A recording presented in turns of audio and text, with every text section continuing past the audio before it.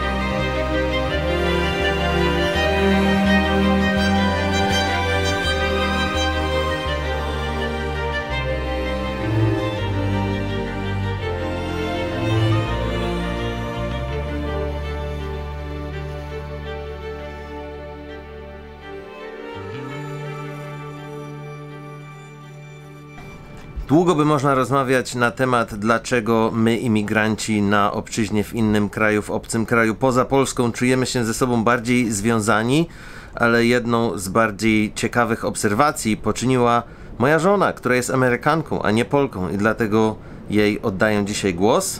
Tak przy okazji robimy w tej chwili taki trik, że są w tym filmie napisy po angielsku, które w momencie jak ona będzie mówić po angielsku przełączają się na napisy po polsku, więc Dla tych z was, którzy nie czują się na tyle komfortowo, żeby oglądać po angielsku i słuchać po angielsku, włączcie angielskie napisy. Nie polskie, tylko angielskie, bo te angielskie przełączają się automatycznie na polskie w momencie, kiedy jest rozmowa po angielsku. To znaczy nie przełączają się automatycznie, ja je tak robię, ale po prostu włączcie angielskie napisy. A lot of other people said what they thought about this film, but you haven't really officially, you know, in the video.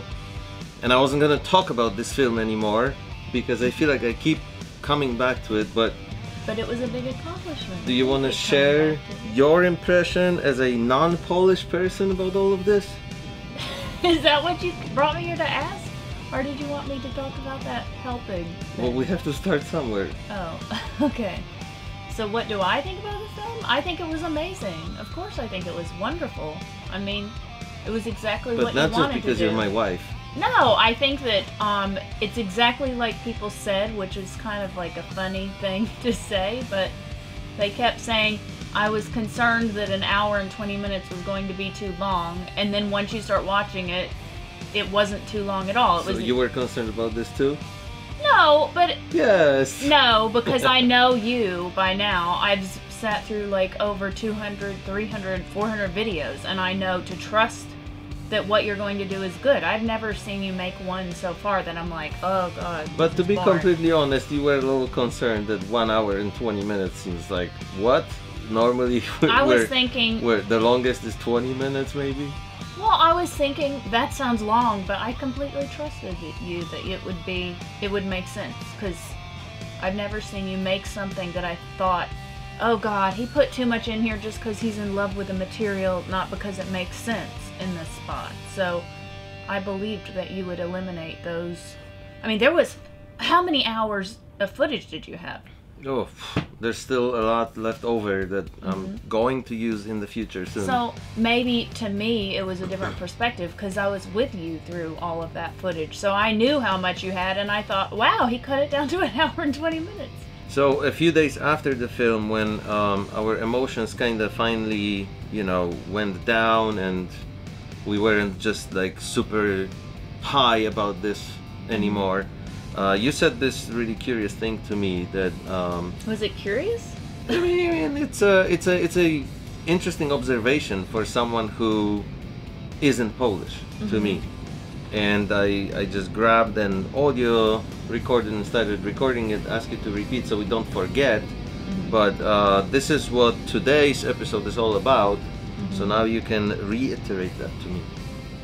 So this is me saying, this is not included. This is just me talking about, I guess what you're referring to is, I just said that one thing I've observed of Polish people, and I've seen this continuously, is that you often all say that Polish people hold each other down, and that you have that joke that you've told me before about the people in hell don't need a guard because they'll pull each other down. Right? Now I'll have to tell the whole joke because this is starting to sound awful, but you guys will laugh when you hear the joke. Okay, go on. But my observation of Polish people, I find it funny that Polish people think that of themselves, because looking at it from an outsider perspective, I see it completely differently. Because I think that you all say that and you all feel that you have this reputation, but when you really look at it from an outsider perspective, this is just not true. Because all I've ever seen of Polish people is them helping. And look, I get emotional about it because one of the most incredible things that ever happened in my entire life was when those women did that bike ride for me. And I'm not Polish. Many of them didn't even know I was married to a Polish man, and they just heard about me through Carolina, I assume, and decided to do that. I'm not a Polish person. They didn't know if I was Polish or not. I mean, I guess my name is pretty obvious, but yet in their hearts they were compelled to do that. And those particular women, I see them doing this a lot. Like, they do this for many people. So when I hear Polish people say that you hold each other down, I find that very strange because it's not what I see. The other thing I see about Polish people is I find it interesting how you all have an innate bond with one another simply because you all share something. Whether you came from the village in the south of Poland or a village in the north of Poland or from a big city of Warsaw, you all basically came here on a leap of faith with nothing. I mean, some of you had families, some people had other ways to get here, but in general, you all took that leap of faith. And then once you got here, how did you get by? I mean, you've told me countless stories of different Polish people who helped you throughout the years. Your uncles, which I know they were family members, but... Our wedding, best example. Oh my God, well, I'm just talking about from the beginning of you Right. getting here. Yes, and then back to my personal experience. In 1 week, a bride of ours gave us her birthday party food. She made the most incredible cake that we couldn't have gotten if we paid for it because it would have taken too long to order. Another bride of ours brought the flowers. Yes.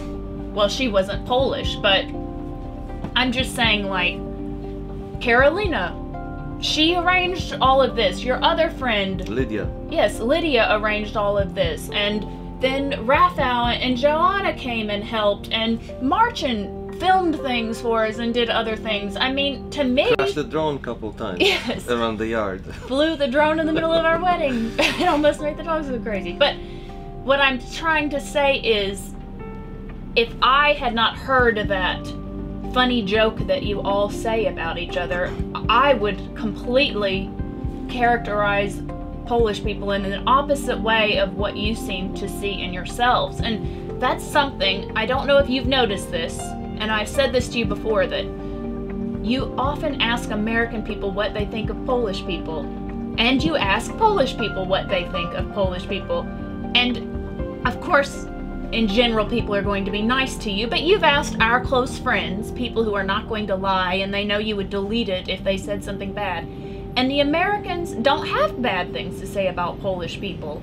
We don't think, like, there's these stereotypes you've told me about, and I never had those stereotypes, and none of the people that you've asked seem to have those stereotypes. When you bring them up, Polish people have a tendency to have this, to do this and do that. They're like, oh yeah, I guess that's true, but I never really paid attention to that before. So, the thing you said, because that is the core of today's episode, this is what I really wanted to talk about, that bond that we have with each other, that is kind of automatic. Do you think that, I mean, maybe you're the wrong person to ask this, but I do want to ask you, since you came up with it, do you think that is strictly because we are here on immigration? Or no, not at all. Because there's plenty plenty this is just a feature of Polish people? I don't know. Okay, what well, I'm gonna say this. I can't say if it's a feature of Polish people or humanity, because perhaps Mexican immigrants come together and do the same. Yeah, perhaps French people come together and do the same, and I just never was around them. But my experience with Polish people is, you come here, you all have that one bonding experience. You all have the same something in your personality, because it takes something to leave everything you have and to come to this country. Maybe that's why you and I got along so well, because I have that something too. But that's the difference in me. Which is a story for a whole another video. So, segueing out of that a little bit, or into that story, I also took that leap and left everything I knew when I was 18. But when I moved to Maryland, I'm just another American, and people did help me, absolutely. But I didn't have a whole community say, Blonnie came from Texas. All of us Texas folks, let's get together in Maryland and help her out. But however, Polish people, oh, my cousin is coming. Do you think you can help him? Oh, David's cousin is coming. Can you help him do this? David's cousin needs a place to live. Can you help him do this? Because you all have been through the same thing. You all have this common national pride and sense of, like, I imagine it's comforting to have somebody there who knows you, who has the same upbringing, who has the same experiences in life, the same Cultural language. background. Yeah. So when you come here together, it seems to me, I'm sure that there are some bad people who don't help, but in general, all I've ever seen is you're always helping each other. So it's the opposite of what you seem to think about each other. Are you shaking because you're cold? Yes. Okay, we have arrived at what we wanted to say. we have arrived at what I wanted you to convey to people after what you told me before. And now we're gonna end this because Blonnie is cold. I don't know what else is coming to this episode. Probably not much. Just some closing credits. So thank you guys for your time. Thank you for watching. Thank you for your likes and subscriptions. We'll see you next time.